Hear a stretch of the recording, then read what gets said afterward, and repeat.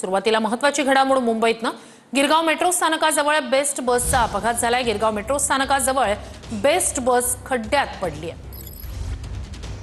Metro स्थानकाजवळ best बसला अपघात झालेला आहे। एका खड्ड्यात ही बस अडकलेली आहे। मेट्रो स्थानकाजवळ भला मोठा खड्डा त्या ठिकाणी गिरगाव मेट्रो स्थानकाजवळ होता, ज्यात या खड्ड्यात ही बस पडलेली आहे। अधिक जाणून घेऊया आपले प्रतिनिधी विनायक डावरुंग यांच्याकडून। विनायक, कधीची ही घटना आहे, अपडेट्स काय आहेत?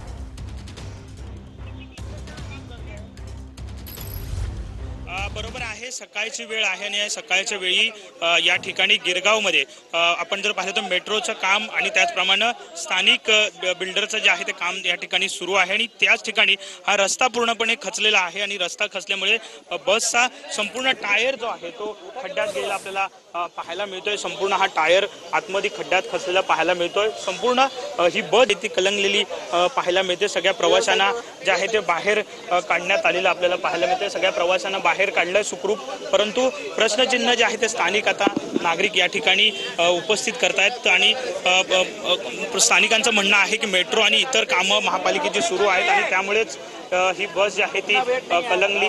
नेमका काय प्रकार घडलाय? एक मिनिट तायडे साहेब, एक मिनिट तायडे साहेब, तुम्ही डायरेक्ट जंक्शनला या।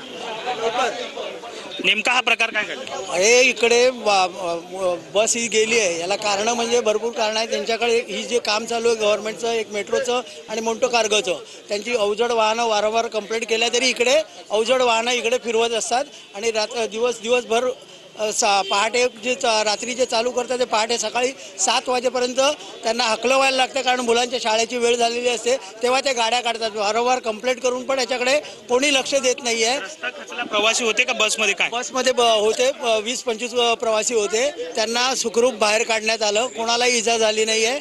बस कंडक्टर आणि ड्रायव्हर दोघंही व्यवस्थित आहेत। बरोबर आहे, कोणाला इजा झालेली नाही, परंतु ही बस आपण पाहू शकतो। नक्कीच विनायक, नक्कीच अपडेट्स घेत राहूच।